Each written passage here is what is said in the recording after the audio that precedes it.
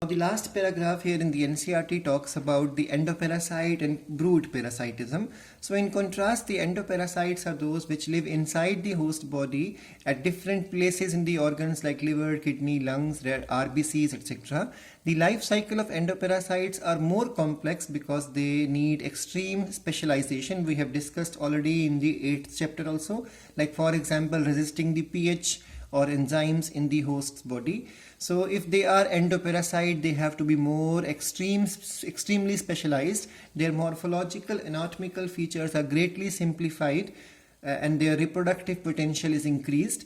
Brood parasitism, which has come a lot in the board exams in the previous years, is a type of parasitism found in birds, is a fascinating example of parasitism in which the parasite bird will lay its eggs in the nest of the host and then let the host incubate them. During the course of evolution, the eggs of the parasitic bird, we all know about quail and crow. So the quail's eggs resemble so much with the crow egg that the crow is not able to make out whether it is its own egg or the parasitic egg. So have evolved so to resemble that the host egg in size and color to reduce the chances of host bird detecting the foreign egg and ejecting them from the nest. So this is all regarding the concept of parasitism from NCERT. Let's quickly read the same concept from the notes to cover it again.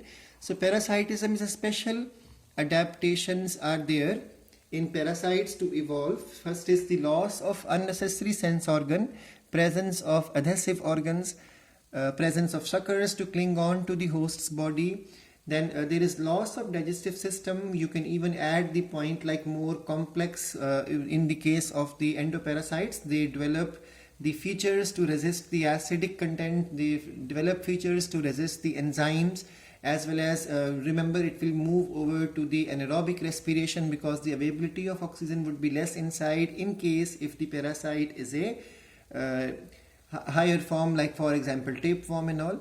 Then parasites may also develop a complex life cycle with more than one host. So we learned that there is liver fluke, which is a nematode, and it parasitize host. So the host here is the human, and then it also has two intermediate hosts to complete its life cycle, and first of them is the snail, the other one is the fish. So it reaches into the human again through this cycle. And then there is another example, that is the plasmodium. Plasmodium is a malarial parasite and its vector is the mosquito, female mosquito, which spread it to the other host. But to complete its life cycle, it depends upon the secondary host, so that it can again be picked up by the female mosquito and complete this life cycle, because the female mosquito is the primary host here. Parasites make host weak. Parasites because they make them weak, so they make them more vulnerable to predation because they are physically weak, they cannot run faster.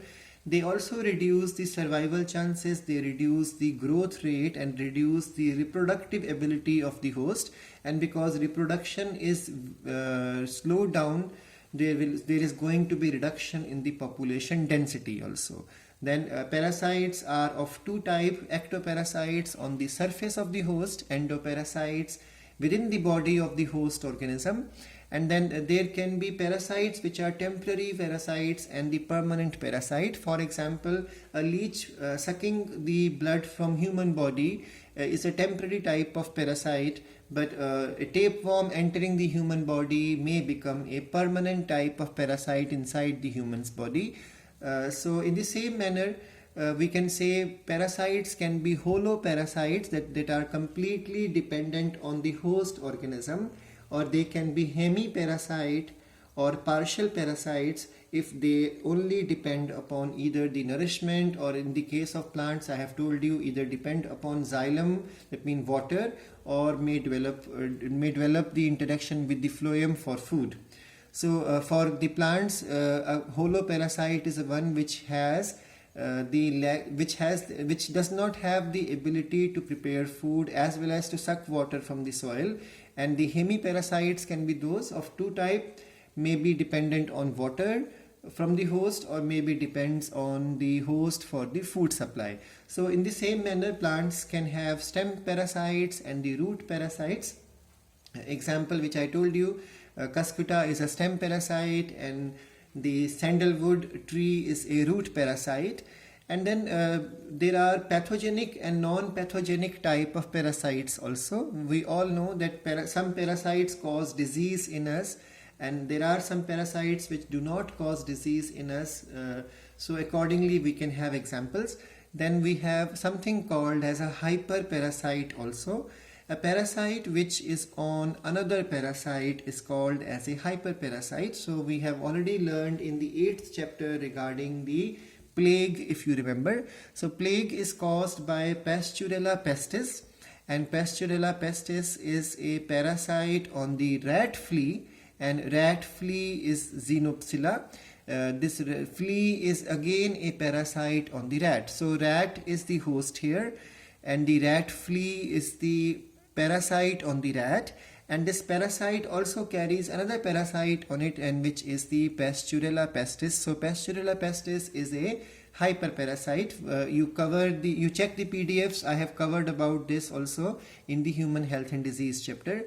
And then we have the brute parasitism, in which the quail, which is Eudynamis, lays eggs in the nest of the crow, and in the course of evolution it has become that the crow eggs are similar to the parasite's egg. So crow misses the opportunity to detect that somehow quail has laid the eggs there, and the beauty in this whole concept is that the parasite's egg will hatch first. So the crow, the foster parents or the step parents, will become so busy taking care of the quail's baby that they neglect their own eggs, and finally one day the quail is going to fly away.